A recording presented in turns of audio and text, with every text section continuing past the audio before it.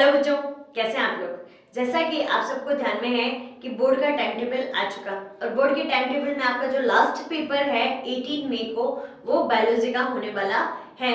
तो आपके पास में आपको ये भी ध्यान में है कि प्रैक्टिकल एग्जाम है वो थ्योरेटिकल एग्जाम्स के बाद में होंगे। तो आपको मार्च और अप्रैल दो ऐसे गोल्डन मंथ मिले हैं जिनके अंदर आप बहुत अच्छे से परफॉर्म कर सकते हैं, बहुत अच्छे से मार्क्स गेन करने के लिए आप बहुत अच्छी मेहनत कर सकते हैं। और इस टाइम में वो ना तो ज़्यादा ठंड होती ना ज़्यादा गर्मी होती, तो ना तो नींद लेने वाला सीन बनता है ना ही ऐसे कि आलस आ रहा हो। ये दोनों महीने वो आप बहुत एक्टिव रहने वाले महीने बोले जाते हैं जो अप्रैल और मार्च रहेंगे आपके पास में। तो आप बहुत अच्छे से पढ़ाई कीजिए। आपके बॉटनी की जो यूनिट्स है सारी की सारी, जो बॉटनी की प्लांट फिजियोलॉजी था, प्लांट रिप्रोडक्शन है, बायोटेक्नोलॉजी है, और उसी के साथ में हम लोग ने बात की थी इकोनॉमिक बॉटनी के बारे में, और उसके साथ में हमारे जो फिजियोलॉजी की दोनों यूनिट्स हम लोग देख ही चुके। तो इस टाइप से हमारी जो 5 यूनिट है वो 5 यूनिट कंप्लीट हो चुकी। हम लोग ह्यूमन फिजियोलॉजी की बात की। ह्यूमन फिजियोलॉजी में आपके जो टॉपिक दे रखे थे वो मैं बहुत पहले आपको करवा चुकी थी। उसके बाद में मैंने प्लांट जो मतलब बॉटनी की यूनिट्स थी वो मैंने आपको बाद में करवाई थी। तो आप लोग उन यूनिट्स को बहुत अच्छे से पढ़िए। उन सबके जो क्वेश्चन पेपर है जैसे 18 का और 20 चैप्टर का मैंने आपको जो क्वेश्चन पेपर है वो हिंदी और इंग्लिश मीडियम में दोनों में प्रोवाइड करवा दिया है। उसी टाइप से हम सारे के सारे क्वेश्चंस हैं वो करते हुए चलेंगे, और मोस्ट इंपॉर्टेंट क्वेश्चन और जितने क्वेश्चंस बनते हैं वो मैं सारे क्वेश्चन पेपर में डालने की कोशिश करूंगी। ये नहीं है कि मतलब मैं जो डाल रही हूँ तो वो मैं बोर्ड का पेपर बना रही हूँ। मैं बोर्ड का पेपर नहीं बना रही, क्वेश्चन पैटर्न को समझाते हुए आपके उस टॉपिक में से जितने क्वेश्चन बन सकते हैं उन सब क्वेश्चंस को मैं एक साथ आपको देने की कोशिश करूंगी। हो सके आपको लगे अच्छा कि हाँ ये क्वेश्चन पेपर रियल में हमारे लिए यूजफुल हो सकता है तो आप अपने फ्रेंड्स के साथ में भी शेयर कर सकते हैं। मैं कोई आपको प्रेशर नहीं करूंगी कि आप फ्रेंड्स के साथ शेयर कीजिए ही, लेकिन आपको यूजफुल लगता है तो आप फ्रेंड्स के साथ में अपने जो भी मतलब बायोलॉजी से रिलेटेड आपके आसपास के भी जो कुछ पढ़ने वाले बच्चे होते हैं आप उनको शेयर कर सकते हैं। ये सारे के सारे मोस्ट इंपॉर्टेंट क्वेश्चंस रहेंगे आपके लिए। उसके बाद में हमारे जो यहाँ पे यूनिट बचती है, एक तो डिजीज वाली यूनिट बचती है जिसमें हम लोगों को बैक्टीरियल वायरल ये सब डिजीज और इम्यूनिटी सिस्टम पढ़ना है। उसके साथ में आप लोगों की एक यूनिट रहती है जेनेटिक्स, एंड देन एक यूनिट रहती है ह्यूमन एम्ब्रियोलॉजी। फिजियोलॉजी का जो रिप्रोडक्शन वाला टॉपिक है वो भी हम ह्यूमन एम्ब्रियोलॉजी में पढ़ेंगे। तो इसी टाइप से हमारी सिर्फ 3 यूनिट्स पढ़ती है, 3 यूनिट है वो हमारी बची हुई है, जिसमें हम कोशिश करेंगे कि जेनेटिक्स को हम जल्दी से जल्दी कंप्लीट करने की कोशिश करें। आज जो मैं स्टार्ट करने वाली हूँ वो स्टार्ट करने वाली हूँ जेनेटिक्स के बारे में। तो जेनेटिक्स है, जेनेटिक्स में आप लोग डायरेक्ट जेनेटिक्स का नाम ध्यान में आता है, आपके दिमाग में आता है कि आज मेंडल के बारे में बात होने वाली है। मेंडल ने 10th क्लास में भी आपको मेंडल का पूरा लाइफ स्टोरी पढ़ना पड़ता है। उसके साथ में मोनोहाइब्रिड, डाईहाइब्रिड या जो भी हमारे इनहेरिटेंस या जो हेरिडिटी है इन सब के बारे में आपको जो पढ़ने मिलता है वही सब हम आगे 12th में कंटिन्यू करते हैं। तो यहाँ पे देखिए आपके बहुत सारे टॉपिक्स हैं वो इसमें से कट भी है इस चैप्टर में से। तो यहाँ पे हम लोग सबसे पहले जो बात करते हैं वो बात करते हैं कि मेंडल्स लॉ ऑफ इनहेरिटेंस। इस जो टॉपिक का नाम है वो क्या है, Mendel's law of inheritance. Inheritance का मतलब क्या है और इनहेरिटेंस में जो जो लॉ काम करते हैं मतलब जो नियम काम करते हैं, आनुवंशिकता के जो नियम रहते हैं उनके बारे में हम लोग यहाँ पे डिस्कस करने वाले हैं। तो यहाँ पे सबसे पहले आपको देखिए एक फ्रेज दे रखा है आपको कि लाइक बिगेट्स लाइक।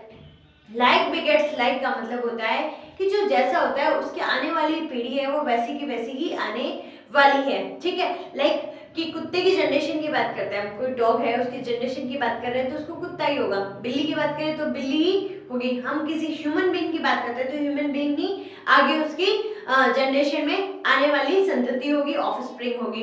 तो यहाँ पे देखिए कि यहाँ पे हम सबसे पहले बात करें कि भाई ये सारी चीजें लाइक बिगेट्स लाइक ये हो कैसे रहा है, ये किस टाइप से एक जनरेशन से दूसरी जनरेशन में ट्रांसफर होते हैं। तो एक जनरेशन से दूसरी जनरेशन में ट्रांसफर होने के लिए क्या जरूरी है, सबसे पहले तो हम लोग बात करते हैं कि जो लिविंग थिंग है उस लिविंग थिंग में सबसे पहले क्या होनी चाहिए, सेल्स होनी चाहिए। यदि सेल्स है तो मीन्स वो चीज क्या है, लिविंग थिंग है। ठीक है, सेल्स के अंदर जो मास्टर ऑर्गन होता है न्यूक्लियस, जिसको हम हिंदी में केंद्रक भी बोलते हैं। न्यूक्लियस है और न्यूक्लियस में अंदर हम लोग को बहुत बड़ा सा ऐसे जाल सा मिलता है कि ये भाई हमारी यहाँ पे सेल है और इस सेल के अंदर यहाँ पे मास्टर ऑर्गन हमने बना दिया कि मास्टर ऑर्गन क्या है यहाँ पे जो हमारा न्यूक्लियस है। इसके अंदर की तरफ हम लोग को इस टाइप से एक नेटवर्क देखने के लिए मिलता है, उसको क्रोमेटिन नेटवर्क बोला जाता है। और क्रोमेटिन नेटवर्क के अंदर बहुत सारे क्रोमोसोम्स होते हैं। तो इस टाइप से हम लोग ये बना लेते हैं कि भाई ये हमारे यहाँ पे क्रोमोसोम्स है। ठीक है, अब इन क्रोमोसोम्स में से हाफ क्रोमोसोम्स, आपको ध्यान में है कि ह्यूमन क्रोमोसोम्स कितना है 46। आपको इस टाइप से जो कुछ यहाँ पे हम लोग क्रोमोसोम्स के बारे में बात करेंगे तो अलग अलग प्लांट्स के, अलग अलग एनिमल्स के भी ध्यान में रखने होते हैं, लेकिन आपको यदि ह्यूमन बींग्स का भी ध्यान है 46 क्रोमोसोम्स होते हैं, तो भी यहाँ इस जेनेटिक्स को समझने के लिए आपको सफिशिएंट है। तो यहाँ पे 46 क्रोमोसोम्स आपको ध्यान में रखना है। उसके बाद में ध्यान में रखना है कि क्रोमोसोम्स है, क्रोमोसोम्स की स्ट्रक्चर मैंने आपको जब डीएनए फिंगरप्रिंटिंग बताई थी उस टाइम खोल के बताई कि क्रोमोसोम में इस टाइप से न्यूक्लियोसोम, सोलेनॉइड एंड देन हम लोग बात करते हैं कि इस टाइप से यहाँ पे डीएनए मिलता है। तो इस डीएनए के अंदर यहाँ पे हम लोग बात करें कि इस टाइप से ये जो है, तो यहाँ डीएनए के ऊपर ही क्या पाई जाती है, जीन्स पाई जाती है, इसलिए हम डीएनए को क्या बोलते हैं, जेनेटिक मटेरियल बोलते हैं। तो हम बोलते हैं कि भाई हम बहुत बार देखते हैं कि जैसे लाइक बिगेट्स लाइक में हम बोल रहे हैं कि भाई यार इसके बाल इतने लंबे हैं, इसके मम्मी के बाल भी इतने लंबे हैं, इसकी हाइट अच्छी है यार, इसके पापा की हाइट अच्छी है इसलिए इसकी हाइट अच्छी है। बहुत बार ऐसे बोलते हैं कि चाहे मम्मी पापा की हाइट हो चाहे नहीं हो, लेकिन दादा की हाइट बहुत अच्छी होती है, तो बच्चों की हाइट भी बहुत अच्छी हो सकती है। तो मतलब ये सारे के सारे फैक्टर्स जो हम लोग बोलते हैं कि स्किन टोन का कलर हो गया, ठीक है, आइज का कलर हो गया, हाइट हो गई, उसके साथ में हेल्थ भी, ठीक है, कि हेल्थ भी बच्चे कैसे होंगे, मोटे होंगे या पतले होंगे, उसके साथ में हम लोग बालों की लेंथ और बालों में मतलब कि वो बाल कर्ली है या स्मूथ मतलब सिल्की है। तो इस टाइप से ये सारे के सारे जो कैरेक्टर्स होते हैं जो हमारी बॉडी में शो करते हैं, ये सारे के सारे कैरेक्टर्स किस में लिखे हुए होते हैं, जीन्स पे लिखे हुए होते हैं। तो इन्हीं जीन्स को लिए हुए यहाँ पे डीएनए होता है, जेनेटिक मटेरियल होता है, जो एक जनरेशन से दूसरी जनरेशन में ट्रांसफर होता है। तो ये सारी बातें आप लोगों ने 9th 10th क्लास में पढ़ रखी है, तो मैं आपको सिर्फ एक बार समझाने के लिए हाँ कि हम ये चीजें वापस पढ़ने वाले हैं। तो यहाँ पे देखिए कि सबसे पहले आपको ध्यान में होना चाहिए कि फादर ऑफ जेनेटिक्स कौन है। फादर ऑफ जेनेटिक्स है ग्रेगर जॉन मेंडल। बहुत बार मैंने क्वेश्चन किया है क्लास के अंदर कि father of who is the father of biology, question का जवाब मेरे को नहीं मिला, बहुत बार ऐसा हुआ कि जवाब नहीं मिला, लेकिन मैंने पूछा कि फादर ऑफ जेनेटिक्स और झट जवाब आया कि भाई मेंडल है। भाई ये चीज बहुत अच्छी लगती है कि आपको मेंडल का नाम है वो बहुत ही अच्छे से याद रहता है, पता नहीं साइंटिस्ट के नाम में क्या है लेकिन ये याद रहता है बच्चों को। उसके बाद हम बात करें genetic term given by, genetic जो वर्ड है वो किसने दिया, वो किसने दिया है यहाँ पे, बैटसन ने, विलियम बैटसन ने। बहुत बार ऐसे बुक्स में भी लिखा होता है कि फादर ऑफ मॉडर्न जेनेटिक्स भी बैटसन को कहा जाता है, और बाकी है तो हम लोग को ग्रेगर जॉन मेंडल का ही नाम ध्यान में रखना है। अब इसके अंदर बहुत सारे डेफिनेशन बेस्ड क्वेश्चन आते हैं, बहुत सारे क्रोस हमको यहाँ पे देखने के लिए मिलते हैं। तो सबसे पहले आपको ध्यान में रखनी है जो डेफिनेशन वो है हेरिडिटी। हेरिडिटी जिसको हिंदी में बोलते हैं आनुवंशिकता, जेनेटिक्स को इंग्लिश में बोला जाता है आनुवंशिकी। तो हिंदी मीडियम वाले बच्चे हैं वो कंफ्यूज ना होए, आनुवंशिकता और आनुवंशिकी दोनों वर्ड्स हैं वो अलग अलग हैं। आनुवंशिकता का मतलब होता है हेरिडिटी, आनुवंशिकी का मतलब होता है जेनेटिक्स। तो यहाँ पे जो हेरिडिटी की डेफिनेशन है वो डेफिनेशन आप देखिए, transfer of character from one generation to next generation. मतलब कि जो भी कोई कैरेक्टर्स है, जैसे मैंने कहा ना कि हाइट कैरेक्टर पापा से मिला है, ठीक है, बालों को बहुत सुंदर होना वो किससे मिला है, मम्मी से मिला है। तो मतलब ये सारी की सारी चीजें ट्रांसफर द कैरेक्टर, मतलब कोई भी कैरेक्टर है वो एक जनरेशन से दूसरी जनरेशन में, मतलब एक पीढ़ी से दूसरी पीढ़ी में ट्रांसफर हो रहा है, तो इसको हम क्या बोलते हैं यहाँ पे, हेरिडिटी बोलते हैं। तो फ्रॉम पेरेंट्स टू ऑफस्प्रिंग, जन्म से संतति के अंदर कोई भी पेरेंट्स से कैरेक्टर्स है वो हमारी ऑफस्प्रिंग में हमें ट्रांसफर होते हैं, ये चीज क्या है, हेरिडिटी। हम बोलते हैं कि यार हम मोटे हैं, ठीक है, हम पतले हैं, तो ये हमारी हेरिडिटी है। मतलब ये वर्ड है बहुत कॉमनली यूज लेने वाला वर्ड है, बहुत लोग कॉमनली यूज करते हैं इस वर्ड को, ठीक है। देन हम बात करें वेरिएशंस के बारे में। तो वेरिएशंस है, तो वेरिएशंस मतलब अपने अंदर हम किससे बने, हम मम्मी से भी बने, हम पापा से भी बने। हमारे अंदर कुछ कैरेक्टर है वो मम्मी के भी हैं, हमारे अंदर कुछ कैरेक्टर है वो पापा के भी हैं। क्यों, क्योंकि यहाँ पे जो 46 क्रोमोसोम्स होते हैं ये जब गैमेट्स की फॉर्म में बनते हैं, तो गैमेट्स की फॉर्म में यहाँ पे कितने बनेंगे, 23, ठीक है। तो इसी टाइप से खाली जो 23 कैरेक्टर्स होते हैं, मतलब 23 हाफ क्रोमोसोम है वो मदर से आते हैं, हाफ क्रोमोसोम है वो फादर से आते हैं। तो इन दोनों का जो मिक्सअप होता है वो मिक्सअप हमारा 46 क्रोमोसोम्स होता है। तो हमारे अंदर बहुत सारी वेरिएशंस मिलती हैं। हम भाई बहन हैं जो भी सिबलिंग्स हैं उनके अंदर भी बहुत सारी वेरिएशंस देखने को मिलती है। हम भी हूबहू कॉपी नहीं होते, हूबहू क्लोन नहीं होते अपने मम्मी या अपने पापा के। तो इस टाइप से देखिए कि वेरिएशन का मतलब क्या होता है, विविधता, difference between member of same species, मतलब हम सब ह्यूमन बींग्स हैं, आप लोगों में अलग डिफरेंट है, मैं अलग हूँ, तो ये जो डिफरेंस है इस डिफरेंस को क्या बोलते हैं, वेरिएशन बोलते हैं। वेरिएशन है वो टू टाइप्स का होता है, जेनेटिक वेरिएशन और सोमेटिक वेरिएशन।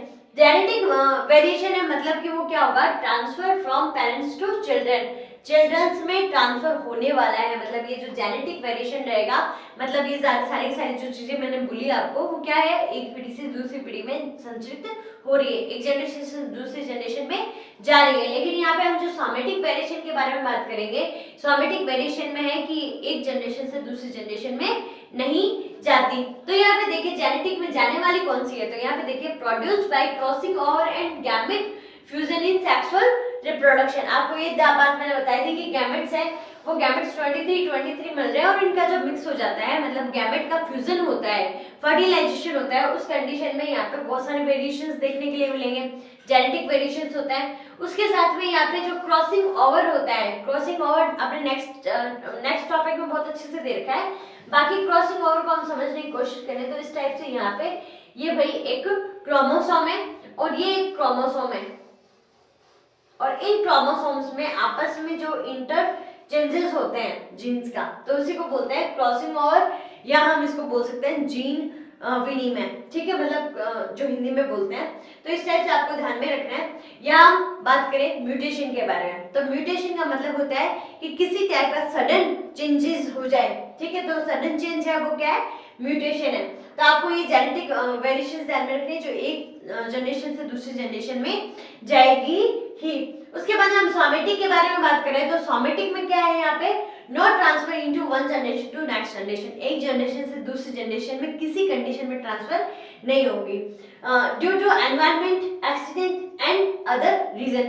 बहुत सारे ऐसे रीजन हो सकते हैं, उन रीजन के कारण इसमें चेंजेस आते हैं। मतलब कि हम बात करें कि एनवायरनमेंट के बारे में कि भाई अफ्रीका में जो लोग रह रहे हैं तो वहाँ का क्लाइमेट ऐसा है जिसके कारण वहाँ पे सारे के सारे लोग हैं वो कैसे होते हैं, डार्क टोन के होते हैं।